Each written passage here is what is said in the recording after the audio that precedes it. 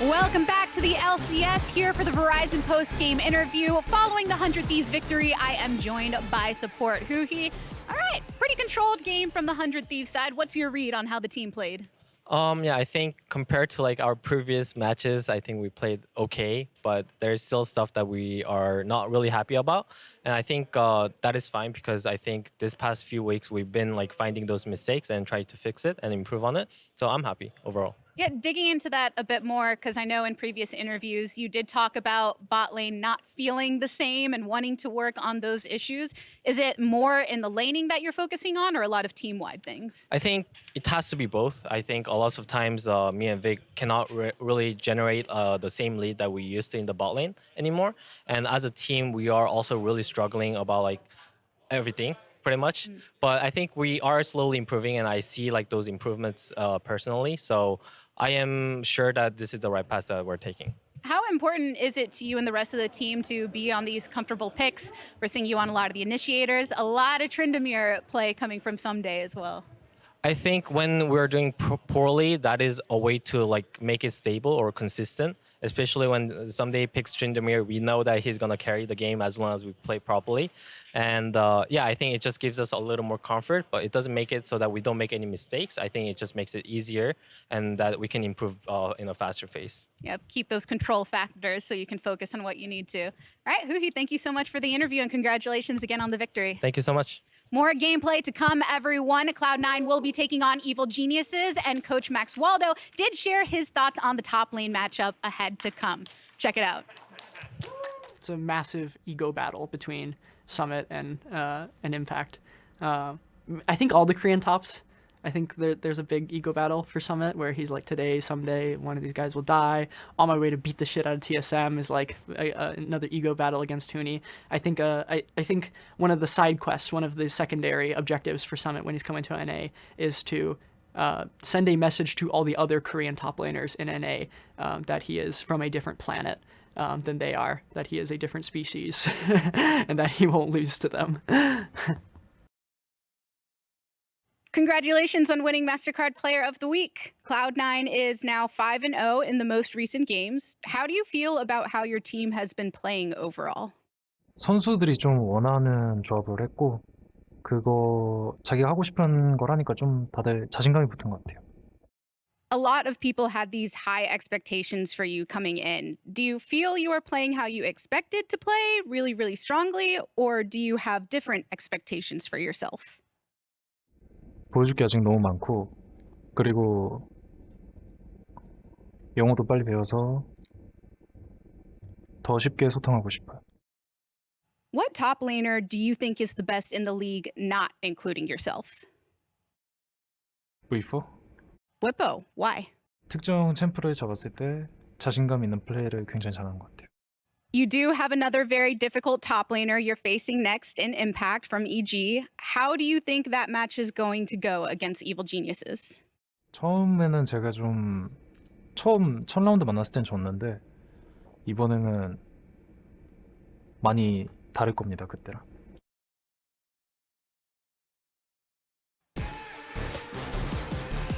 What's up, everybody, and welcome back to the LCS. Congrats to Summit for picking up Player of the Week. Interesting to me that he called out Whippo as what he sees as kind of his top competitor in the league, whereas Max Waldo was talking about, you know, when it comes to matchups against other Korean top laners, there's definitely some ego at stake. Well, yeah, I mean, Summit had previously talked about going up against Someday, you know, in that matchup because Someday is such a storied Korean top laner.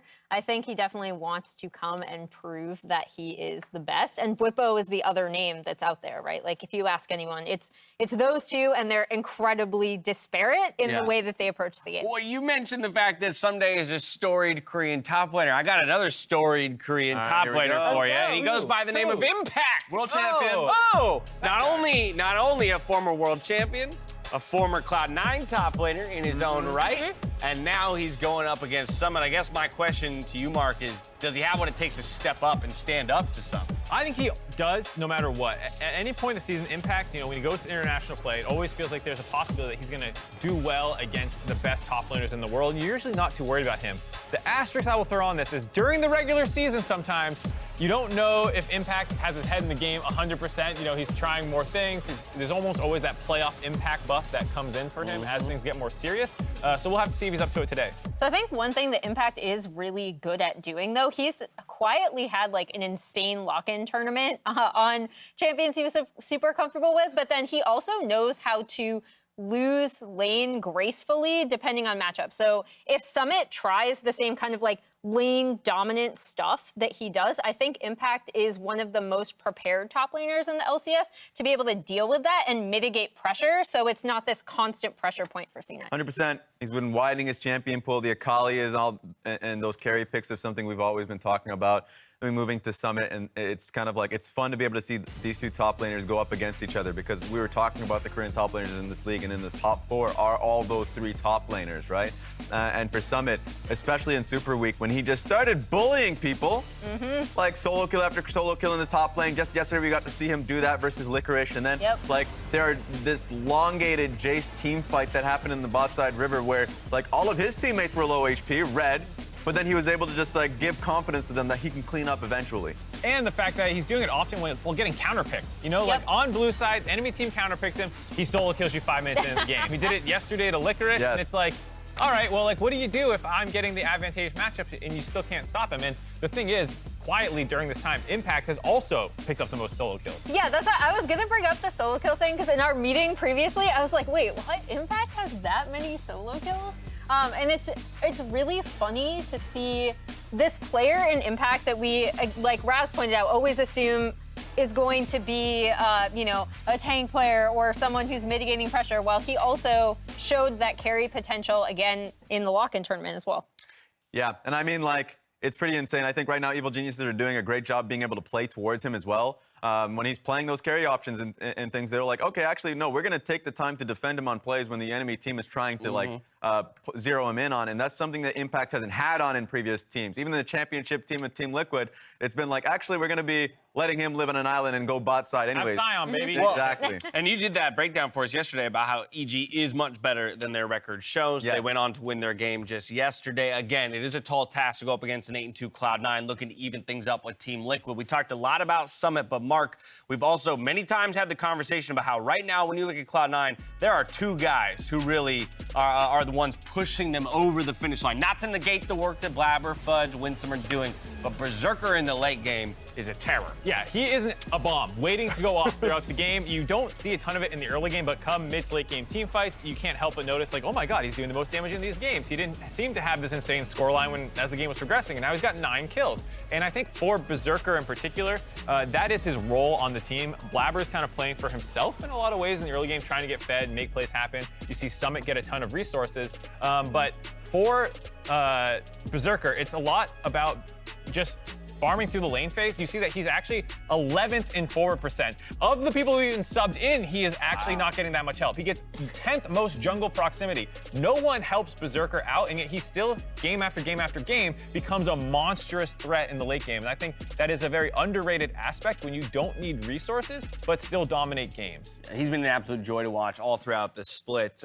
Final point, though, that I kind of want to close on here. Emily is returning to Raz's point around EG from yesterday, and that 5-5 scoreline probably lies to you a little bit. And so, while from a scoreline perspective, this looks like the result is essentially set in stone, it really feels like if EG's firing on all cylinders today, that C9 could get caught off guard. Yeah, I mean, I think looking at, obviously, Summit Impact, where he talked about, the bot lanes are super interesting just because of the way that we've brought up around how EG plays around their bot lane, how sometimes they don't necessarily contest the 2v2, but they'll look for moments to cross-map trade so that Danny gets a ton of alone time with turrets bot. And then we haven't even mentioned JoJo versus Fudge, which is another really too many good interesting- matchups. Yeah, It's a good game, you might say. Interesting matchup. So. It's Inspired versus Blaber, too. I mean, like, you Yeah. could literally talk about any of them. But I actually do like bringing it all back to the bot lane because we mentioned Impact, former C9 top laner, Vulcan, former C9 bot laner. There's a lot on the line in this game. Yeah, so this bot lane is going to be, I feel like, what decides these team fights because of how damn impactful they are. Vulcan, I think, has great eyesight in team fights where there are times where he's able to zero in and say, okay, this guy's the primary target in versus CLG. They may have lost that game, which has been a problem for this team, right?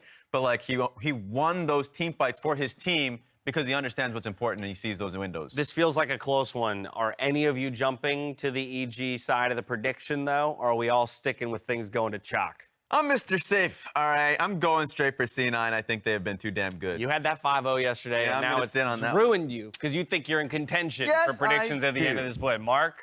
I'm with Cloud9 not because I think it's like a safe thing. I think they're just the They're second just best team in that the damn league. Yeah, good, they're okay. really good at this point. I don't see too many teams being able to take them down. Same thing down there? Yeah. Okay. Also fair going enough. C9. Fair enough. Disney All right, boring. so it's Cloud9's across the board. We'll see, though, if EG can surprise us all a little bit by picking up a win here. Back over to Flowers and Kobe for game number 3 of the day. Alrighty, let's do it. We got Cloud9, we got Evil Geniuses. You excited for this one, buddy? I think this one should I am. hopefully be a banger. I was coming back from the bathroom, and Cloud9 were doing their huddle and their chant, and they were like, get in on the huddle. So I got in. I'm amped up. I'm ready to go. You're part of I'm that? pumped. Okay. I also want to highlight, as some of the rivalries that are building up in a lot of our LCS games, remember the previous game from EG versus Cloud9 was the infamous Soraka mid game from Fudge, and I know that JoJo really wants revenge versus Fudge specifically. So I'm also hyper focused on this mid lane from the EG perspective. Okay. Of JoJo, you know, he has been grinding away on Challengers Queue. He is by far rank 1 on Challengers Queue. He probably will still hold rank 1 even if he doesn't play any extra games because there's only one more day left in Challengers Queue before Split 1 is rewarded. We all know some people in solo queue that would have much higher ranks if they didn't play these games. Like, let's just be real. That's We've all heard you can't quit on a loss. I've said it before. That's true. Okay. Regardless, neither of them coming into this game tilted, and let's hone in on Champion Select here. The Ahri is the only mid lane ban that they actually do throw at Fudge, which Cloud9 have used already, and they immediately slam down pick number 1, none other than stealing away Berserker Aphelios. I always want to title it Berserker's Aphelios. Yeah. But I think that is a very, very smart steal from Evil Geniuses. Just to take that away. It has been by far the champion that Berserker has had the most success with, and stealing away is as effective, basically, you know, as banning it, because it's also been quite good for Danny. Remember, in his rookie year, Danny had so many explosive Gale Force Aphelios all in play himself. So 2 of the youngest AD carries that we have in the entire league, and 2 of the most talented going head-to-head, fighting over these champions. There we go. That's why I call out the Soraka. I was building up the story. I was like, oh yeah, JoJo's definitely got it on his mind. That was kind of a guess. Obviously, it's proven true here. The Ivor, he's calling Fudge out in Champion Select. He's letting him know. He's been we know what brooding you're on all it. about now. Fudge is like, yeah. Well, we got Aphelios, we got Nautilus, and instead of having a jungler drafted in the first part of the draft here, instead it's going to be the Syndra immediately picked for EG. JoJo will be piloting that one against the Ryze that they've already been able to see from the side of Cloud9. They've got that Karma over there too. What does C9 want to do for this 3rd pick? The Ezreal getting locked in before more AD carries can get banned. Yeah, Karma Ezreal is such a strong lane. Karma, that's why Karma actually draws bans a decent amount of the time. Nobody really bans the Ezreal. You ban the Karma because she can be paired with so many other of those poke style champions and those strong early game possibilities now. So Ezreal, Karma, very strong lane. Karma also shores up some of the wave control there because your mantra Qs can be big harassment and blow up the ranged minions. So I like locking in this duo for Berserker and Winsome really early on in the draft phase here, and that leaves you open to banning away Impact's champions, because last time around they played, Tryndamere was the champion that Impact actually got that lead over Summit that he was referencing in our little video that we just played, and what he wants revenge on. And they're really trying to set up Summit for success here. They're on red side for Cloud9, and so you want to save your counter pick for Summit, and they're even banning out some of Impact's best champions. But EG returns the favor. They ban out the Gnar that Summit is so comfortable blind picking too. And they already banned out his other most famous pick. It is the Jace. So 2 bans from EG targeted at Summit. These are his 2 best champions that he has played the most, has had the most success on. That all of the other players, by the way, all the other top laners in the league talk about him on, is knowing both sides of this matchup. And he's going to have to dig a bit deeper to impress this time around, to impress Impact. All right, so we've got the Lee Sin, final ban of the draft for Cloud9, taking that one away from Inspired. And hey, Evil Geniuses, they're sending another ban towards that top side. The Graves banned away here. C9 obviously not going to lock this one. And maybe just shout outs to the old school days with High. Throw up the little bit of the Teemo hover there, going back to their roots. But hey, here's somebody who has been mysteriously absent from the ban table, who is often a power point in games where she gets drafted. Gwen being hovered. Do we want to lock that one in? I for sure do, because you ban Tryndamere away and they ban Graves away. So there are not easy drop-in answers to this Gwen. And I'm very curious. Impact has had things in store that he has talked about and have remained hidden. I want to see if he's actually willing to pull it out here. The Akali is one of the answers into Gwen. There are a couple spicier ones, but if he's not going to reveal them, then we'll leave it at the Akali. Definitely excited. Impact Akali. He was one of the ones that also fully embraced really early on the Chemtank Akali, back when Chemtank really quickly stacked on those dashes. interactions that were really, really good with her. Don't expect it to be the go this time around, though it is still doable, just doesn't do as much damage as it previously did. Still think that like kind of bruiser builds that incorporate. Oh yes! Oh, we got Kha'zix, baby! Oh hell yes! Inspired Kha'zix! Are you kidding me? We got Shyvana and Kha'zix in the same day. Assassins galore, Flowers! I am so happy today. You're right. Oh my goodness, Kha'zix has always been, over the last 5-6 years in solo queue, one of the most popular junglers, because assassins flourish there. Yep. And yet, very rarely ever makes its way into pro play. The bug, honestly, has a hard time operating in team fights. But if they already are investing in assassins with Akali, and they've got mid lane pressure here with Syndra setting up stuns on Ryze, and JoJo always tries to play this matchup to its extreme, to the most aggressive.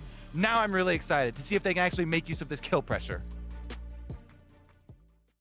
This is a league built on speed and precision, where everything needs to perform at a pro level, especially your hardware.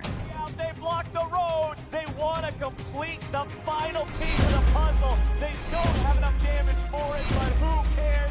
It's all a formality, baby. The winner of LCS Lock-In. Even if you're hard stuck plat, like me, forever. Roccat, the official mouse and keyboard of the LCS.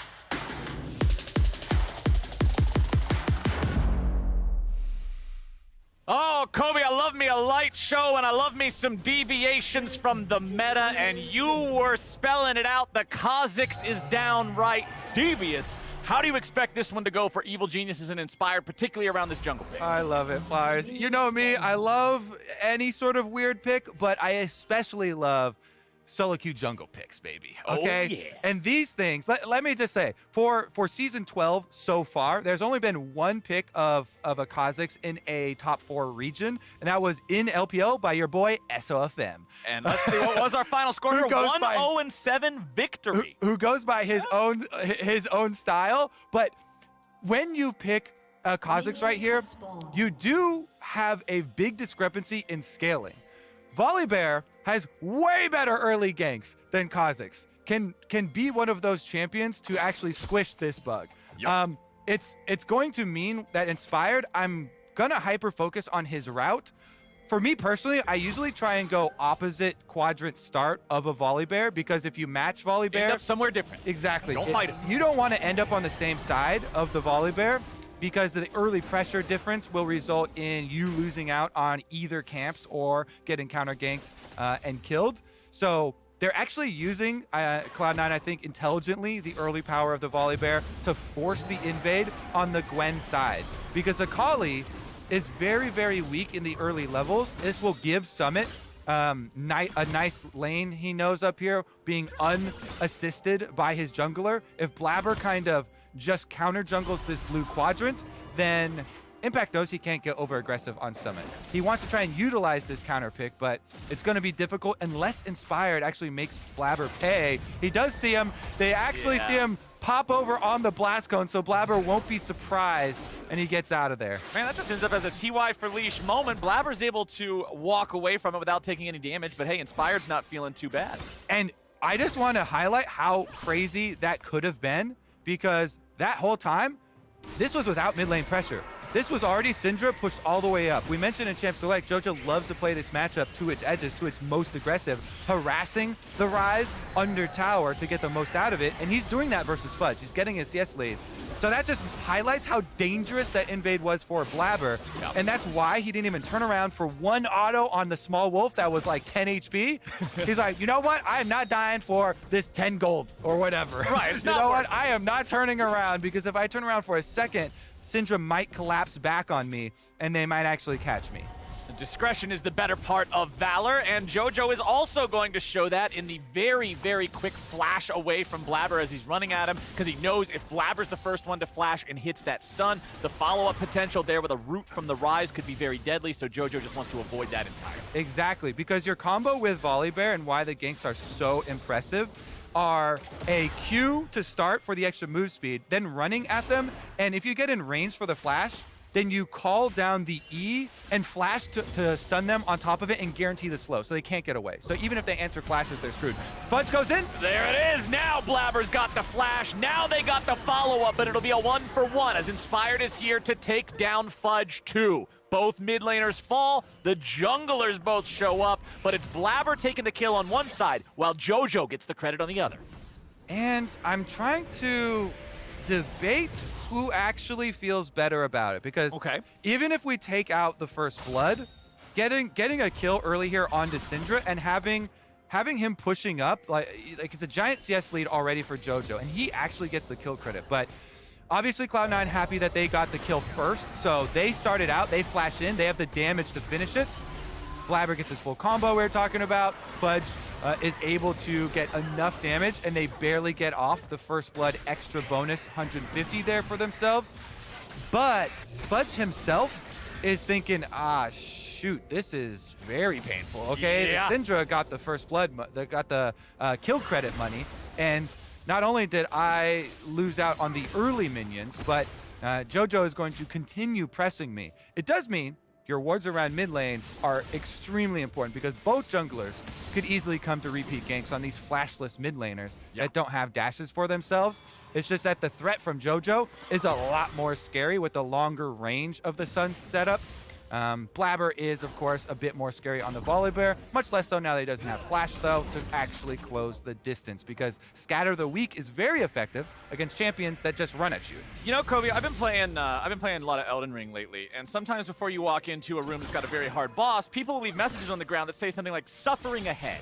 And that's kind of the message that Fudge is writing on the ground here in mid lane, because dealing with this Syndra who's already got this lead, who's playing this aggressive, who's such a skilled player like JoJo, it's going to be a bit of a suffering laning phase here for the Ryze. And JoJo's building with confidence too. I always like really early Darksteel purchases, especially if you are on a lane that does want to play off of kills. Let's talk about Inspired here, though, has come into a counter gank scenario. Okay, Impact at about 300 HP. He doesn't have much of a way out, but he levels up to 6. And that gives EG the ability to outplay instead. Summit's still alive, but he's got 100 HP. He doesn't want anything to do with this. So everybody's just going to walk away, and it's Impact who gets to stay in lane and shove out another wave. Really nice evasive maneuvers from the EG boys there. Inspired has to flash away from the Volibear. Again, you still have to respect the early game of the Volibear. Late game, Kha'zix will scale a lot better especially when you get your W evolve and you can also play from range rather than fully committing. But early on, has to give up the pressure. He flashes away, and Impact gets his level 6, uses his R1 to go through him. They get out, and they even get the crab off of support roam timer here from Vulcan coming in with the Nautilus and scaring them away. Yeah, both supports were able to rotate to the fight. You saw Winsome up there as well on the Karma, but the threat of that Nautilus being able to lock you down while Syndra and Kha'zix have the burst to guarantee they win the race to first kill in the skirmish means EG get the reward. And Jojo gets to the Sork Shoes rush on Syndra. Level 6 Syndra Sork Shoes is such a power spike in the game. He definitely has kill pressure on pretty much everybody. Even, yeah, he can't be tanky yet, really. Yeah, even Volibear, who the ultimate will give you some help there, definitely going to make everybody second guess. C9, though, they will take the opportunity to just burn down the dragon, even as Fudge is walking back to mid. There we go. Blaber picks it up for the team. Early Hex Tech Drake for them. A little bit of attack speed, a little bit of CDR. Feels good on pretty much anybody. Infernal's going to be your second one here 5 minutes from now. Pretty early take for C9 to get these things rolling already. Looking up at the top lane, some itemization you don't see a ton of, but the Verdant Barrier there picked up early for the Gwen of Summit. Yeah, really good in magic damage matchups. So very, very efficient component still, even after getting touched. Much more so even than the armor version that you build going into a Zhonya's.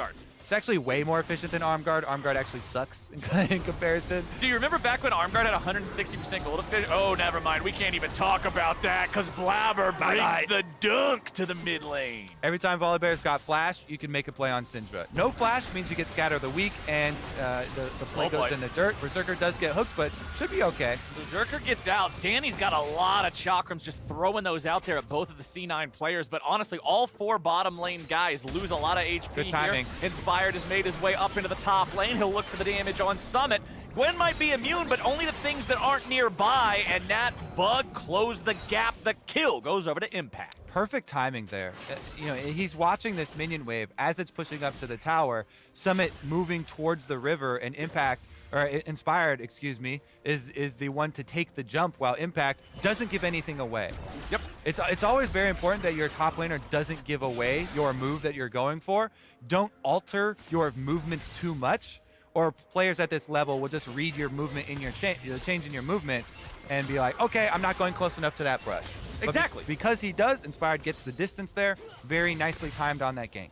It's one of the most important lessons I think that a lot of players end up learning in their own solo queue games is don't telegraph your allies' own plays. Exactly. Very, very important stuff. Bottom side here, Vulcan goes for the dredge line, but he only finds the minions. Jojo's arrived, fires off the ulti there onto Winsome, but without the other spells connecting, it's not enough damage. Still forces the flash, though, out of the Cloud9 support. Yeah, he was looking for the double Scatter of the Weak play. This is really effective early on. Let's see about this 1v1, though. Summit trying to get away here from Impact, fighting back with a little bit of snip. Blaber has arrived. Here comes the lightning. Here comes the thunder. Here comes Volibear. Killing spree for C9's jungler. I must caution, as I do in all Volibear games, where the Volibear is getting the kill credit, though, Flowers. Right. Volibear is a monster in the early game. Scales very poorly because He's a good meatball in mid-game. Yeah, he does turn into a bag of health with a single target stun. Now, it's very, very difficult because you're going to give up your bounties a lot of the time. Summit's going to die here to Inspired. Yeah, a little bit of greed. Punished nicely from the EG jungler. Ooh, the wave as well. He can keep it for his top laner. What a jungler. Keep the aggro, keep it in front of the turret. Even though Cloud9 gank first, they get the kill first, it's a better situation for Impact. Yeah. He goes down, but guess what? Inspired gets the kill on your lane opponent, and then is able to deny the wave for you, stacks up the cannon wave in front of your tower. All those minions die before Summit even teleports back. And one thing I want to point out, this build from Inspired is the same thing that I saw in the recap that you brought up for the one game that we got in LPL with SOFM in his Kha'zix in that build, the Umbral Glaive Rush. This item gives you so much extra vision control and ability to navigate the map safely and be a surprise, which Kha'zix needs to be because, as you already said going into this game, he has trouble team fighting traditionally. We've got a dive coming out from C9. 4-man play comes through. Blaber's ulti turns the turret off and makes that way too easy for C9. But again, it's both kills over to the bear. Impact versus Summit, 1v1. Who's gonna win it? Are we even gonna get a winner? Or do they just both walk away, shake hands, say, all right, good fight, see you later? Look for that. No way, Look right? for that E cooldown. Impact hits the Q. Okay, Summit at 100 HP. Got enough energy for another Yeah, passive Summit knows he auto. doesn't win these now, tries to get away. Okay, second 5-point strike doesn't hit, so Summit can walk it off. Definitely a close one there, playing on the edge. It's a fun thing about the matchup with Akali, trying to hit your E, but getting just outside of the W zone there, not able to time it as the W is running out. And does mean Summit walks away with his life, but Impact showing why he has the confidence to pick Akali into the Gwen matchup. Oh, nice dredge line there from Vulcan. Fudge eats some damage. He will stasis that Scout of the Week to guarantee that he doesn't die, and now Vulcan's the one who's got to be concerned. A little bit more comes through, and Blaber has 6 kills. This is not ideal. Let's say that the Volibear is getting all of the kills. Again, your bounty is going to be given over at some point unless you Omega Stomp this game. It's very hard for a Volibear not to die, being the front line and going in first. But, I mean, if you just Omega Stomp the game, he goes Legendary and never dies, it's fine. You don't give up that bounty. Topside is paying the price again, though. Inspired is back. Two top laners just never stop the battle, and Inspired reads that as an opportunity for Kha'zix to get his money. Summit still has the final charge of the ulti ready to fire. He'll shoot that one back into Inspired, but it won't matter. There's another kill. It's a jungler's world in this third game of the day, Kobe. I love it. The Kha'zix, and I wanted to see the Kha'zix get early kills so that you can snowball and scale into the later stages. He's approaching level 11, which is so critical for this champion.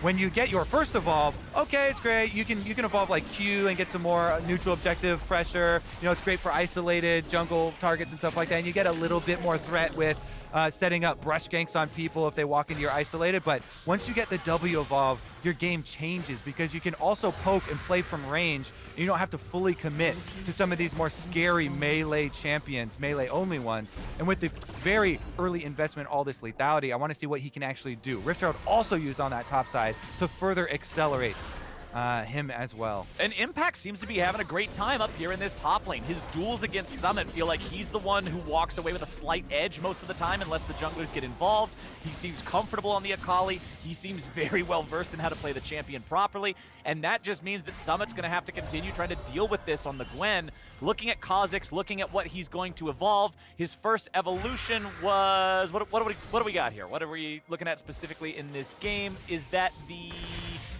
I'm gonna assume it was the Q. Does he have the big? Look at the animation. Yeah. No, he still has the normal animation. If he swipes backwards with his hand, if he does like a backhand smack, it's unevolved Q. He has to hit with both for it to be the evolved Q. So I'm not actually sure what did he evolve his R maybe? For those of you who are curious, yes, we actually all of the icons still look the same color. None of them are the red one. So we don't know which ability is evolved. Maybe he hasn't evolved an ability. No.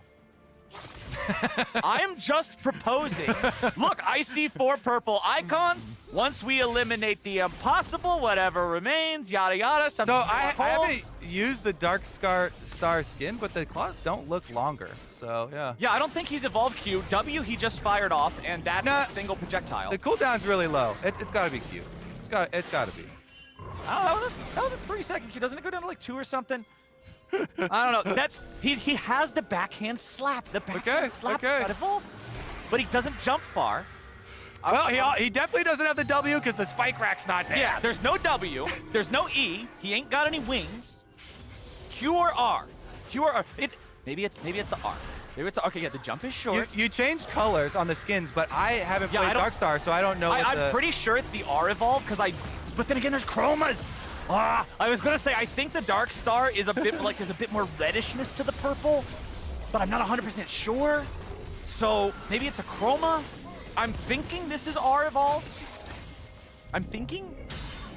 Yeah, I mean... Okay, yeah, we were just informed that he did evolve the ultimate, it just didn't change the icon. Okay, so we have a spectator bug, it doesn't change it. So it's R evolve and now W evolve here at level 11, but enough about Kha'Zix. We got another 1v1 here in top lane, and it's Impact again, just dominating, getting the solo kill. Yeah, this time around, no Kha'Zix necessary. No jungler necessary here for him. And regardless of what you evolve for your first evolve, whether it is Q or R, R gives you better ganks because you have multiple activations for your ultimate for the stealth. Yep. But as we said, the Q evolve would give you better neutral objective control for the isolated damage.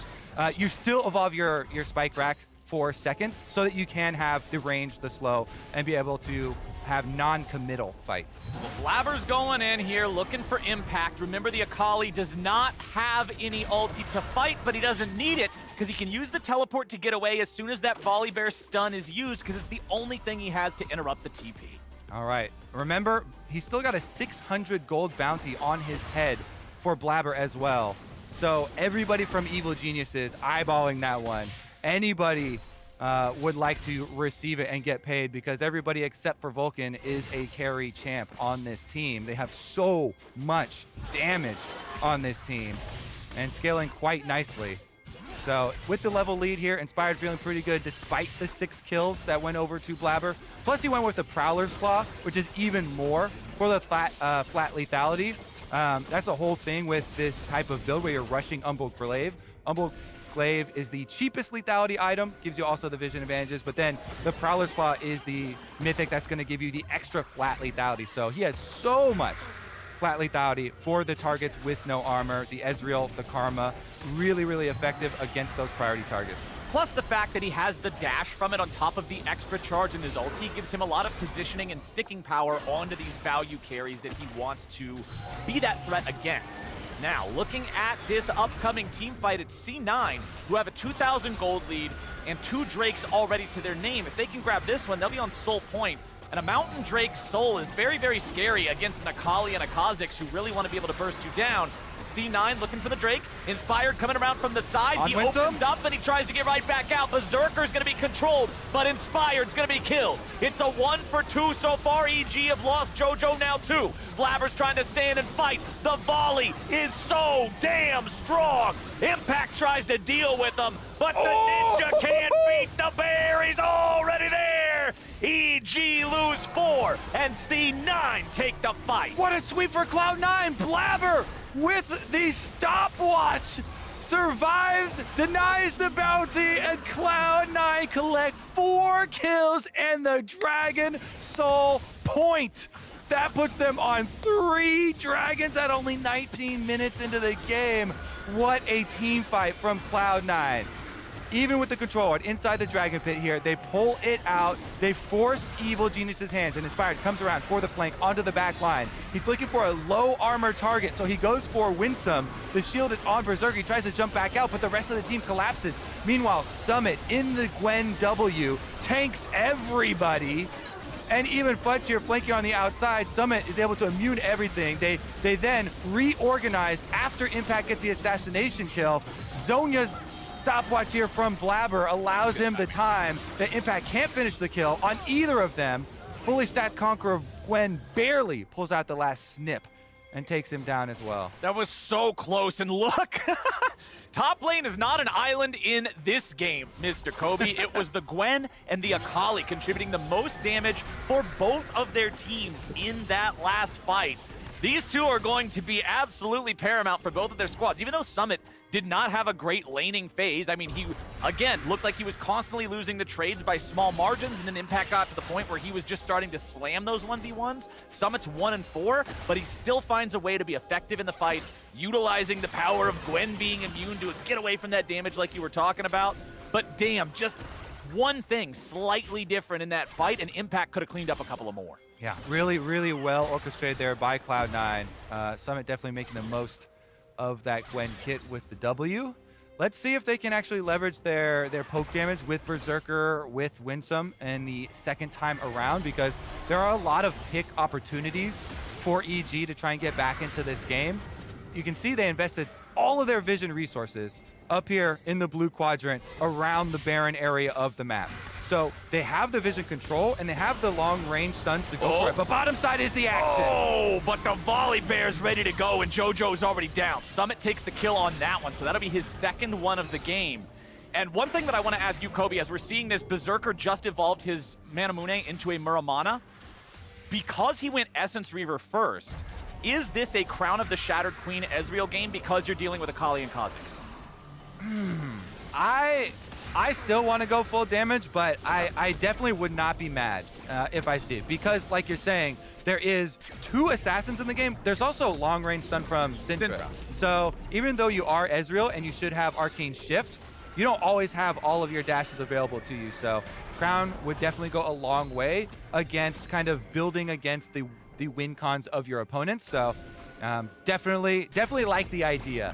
Though, when you build full damage, it also makes me smile. Yeah, when you do full damage and you just get to blow people up with 2 or 3 Mystic shots, that feels awesome. But that was actually one of those questions that I was asking seriously and not just to facilitate a conversation. I honestly don't know the answer. I don't play Ezreal, so we'll see what they end up doing. What is Berserker going to go for his Mythic? Find out on the next episode of Dragon Ball Z. But right about now, Cloud9 got 3 players grouped up here in the mid lane. Blaber together with the bot lanes. Blaber still has not died. 600 gold bounty on his head remains to be claimed. He's got the Sunfire Aegis, he's got the Frozen Heart, working towards what'll either be a Force of Nature or a Dead Man's Plate next to give him some more move speed. He's remained very relevant and very powerful on this Volibear throughout the mid game so far. Yeah, I mean, it's only bad if you die. You know, he's got a great bounty on his head and he hasn't died. His broken stopwatch is still in inventory. He can turn that into a Zhonya's later. Currently, it looks like he is trying to build to the Dead Man's for the extra move speed, but whoa, Berserker's toast! Berserker just took so much damage. He survives with 100 HP. Oh my. Impact can't get there in time. If that's old Akali where she doesn't need a target for R1, yeah, he's in trouble. But so that play right there might make him think maybe of diverting to the Shattered Queen, but if he makes this Caulfield's Warhammer into Mythic, then it probably could be the Dustblade. We shall see. It prompts him to buy a stopwatch at the very least. Yeah. He just picks up a stopwatch after that play. A little bit of safety. Ouch, okay, I need some sort of defense against it. Now I have a stopwatch. Hey man, you gotta respect the Kha'Zix. It's like you said, he's so good in solo queue because you can get picks when somebody isn't paying attention. If that's solo queue, that's probably a kill because he's just a little bit too farther forward. His team's not there to back him up or something. But Inspired's been doing a solid job here on the Kha'Zix so far. 5 out of 7 kill participation. Already got those first 2 lethality items. Going for that Edge of Night next to not only continue the lethality, but give him some extra survivability as well for when he jumps in. But the Drake is spawning. It's Mountain Soul if C9 get it, and EG must respect that. All right, starting it up once again. Can they get some Ezreal poke before the fight starts? Berserker has no summoner spells this time around because of the last engage there, and he's got to play safe. He's in the middle trying to get his poke down, does hit Vulcan. Oh, Summit's already at half HP, but Blaber is already godlike. Summit buying some time here with the stasis. His Impact looks for his opportunity to come in on the flank. JoJo's trying to get away, and they've already managed to kill off Summit now. Cloud9 trying to retreat. Impact's got the angle, but Berserker's got the kill. Inspired is down, and Danny's ready to follow. Cloud9 turns it right back around. JoJo's trying to run, but Fudge says no, thank you. C9. Ace for 1. Sit down, kid, says Fudge. And it is Cloud9 with another massive dragon fight. Flowers, they ace them. Every member of EG in the dirt and only Summit paying the price. Cloud9 get their Mountain Soul and they will get their Baron. Blaber only needs one more kill before he gets himself the title of Legendary as well. Here's another look. They go right at Vulcan. The snare from Fudge allows the poke to come through. Berserker even arcane shifts over to make sure they blow up this Nautilus before he's able to get anything off. Then Danny, with all the shurikens, does burn down Summit. Baron, back to live, is dead, but can they all get out? Okay, Blaber's the focus here at the start, but they're not going to get a whole lot on him. Summit's over the wall. Summit teleported in just to be able to be ready for this, but now there's no fight to have, so he'll back away. Impact continues trying to see if there's any Cloud9 backs to stop, but they're all there together, so he can't move up too aggressively. C9 gets back. C9's just fine. Mountain Soul plus Baron, as you said, this is a nightmare situation now for EG. It certainly is. Nightmare of the Armored Bears. Coming for Serrated Dirk. There you go. There's your full damage Ezreal. We're heading towards Duskblade, my friend. Yeah, I mean, if he wanted to divert it and go for the Shattered Crown, yeah, couldn't blame him. But this game looking like it's gonna be over before that even comes to fruition. EG on the run. Oh no, here comes the Volibear. Is he gonna make the engage? It looks like he's looking for it. There comes your slow. There comes your follow-up. The turret's still there. He saves the ulti to make sure he can disable the turret with it. Turns around for one more quick punch to take it out. Jojo falls. The top lane tier 1 turret falls. The wave is coming up. The boys are ready to push the wave in. Meanwhile, in mid lane, Summit is just providing that split pressure, enchanting this wave. C9 rotating over, more men now to join up with Summit and try to make the dive here. Vulcan and Danny want to get away, but Summit's bringing lots of pressure here with the DPS. Vulcan will be the sacrificial lamb. Impact tried to flank, but he can't close the gap in time. Tier 2 turret mid, Tier 2 turret top. Both of them, nothing but a pile of crap on the ground. As C9 moves forward. Tier 3 turret, that one's up next. Why stop? 1, 2, 3, count them up, knock them down. C9, man, they are going hard for this push. Yes, they are, and there's no reason to stop. Still a minute left on this Baron above Flowers. Vulcan's got 7 seconds left on the timer, but they might end it before. Oh, Fudge is godlike, and Danny is gone. He will be no longer a part of this defense. And it looks like nobody else from EG is going to have much to say either. Jojo, Inspired, and Vulcan, they try to find anything they can, but the only thing they're going to find is defeat spelled across the screen, while Cloud9 collects the victory. Well, Blaber never dies on the Volibear. Honestly, just Blaber with the period. That's how I describe that. He keeps his bounty as a badge of honor. Salute. Honestly, Cloud9, really, really big game from them. Evil Geniuses were in the process of bouncing back here. Had just got to 5-5 in LCS, but this Cloud9 team doesn't show any signs of stopping. This is now Cloud9 on a 6-game win streak in the LCS. And we're building further and further and further towards our Cloud9 and Team Liquid showdown. But C9, man, we got to see a little bit of Summit not having that top lane dominance that he was known for this game. Again, the Gnar, the Jace, those 2 picks that he's known for got banned out. He played the Gwen, but Impact had a good answer in the Akali. Despite both junglers coming up there multiple times, Impact was better off coming out of that lane, but Summit was still able to have a good team fight performance. We both voiced concerns around, wow, Volibear sure got a lot of kills right about now, but it ended up not being a bad thing. Blaber with that perfect timing on the stopwatch there. Cloud9 out team fighting, and Cloud9 shining and showing why they're one of our top teams. And that's just it. Those dragon fights were so massive for them. And the first one won by very small margins. And the key stopwatch, the small slivers of health, really nicely done by them. And before we go, we just wanted to remind all y'all at home that we are headed to Houston for the spring final in April. We're back, baby! With crowds! Ticket info is going to be available soon. We cannot wait to get butts back in seats in Texas. On the other side, High's talking pro to pro before FlyQuest take on Dignitas Quantum Pay. We'll catch you there. Oh, yes! Oh! We got Kha'zix, baby! Oh, hell yes! Inspired Kha'zix! Gwen might be immune, but only the things that aren't nearby, and that bug closed the gap. We got another 1v1 here in top lane, and it's Impact again, just dominating. Impact's got the angle, but Berserker's got the kill. Inspired is down, and Danny's ready to follow. Cloud9 turns it right back around. Jojo's trying to run, but Fudge says no, thank you. C9, ace for 1.